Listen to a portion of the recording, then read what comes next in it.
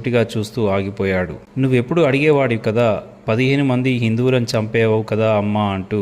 నేను చంపాను నిజమే, వాళ్ళు హిందువులు కూడా, అది నిజమే. కానీ వాళ్ళంతా భారతదేశానికి ద్రోహులు. నేను భారతదేశం తరపున పనిచేసే ఒక ఏజెంట్ని అంది రుక్సానా.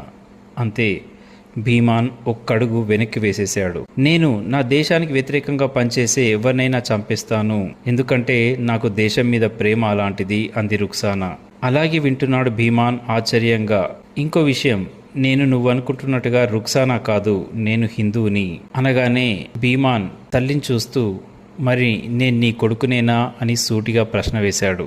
నీకు ఇంకో విషయం కూడా చెప్పాలి, నువ్వు నా కొడుకువి కాదు. ఆ రోజు ఉగ్రవాదుల దాడిలో నేను నా కొడుకును కోల్పోయాను. నువ్వు నాకు దొరికిన ఒక ఉగ్రవాది కొడుకువి.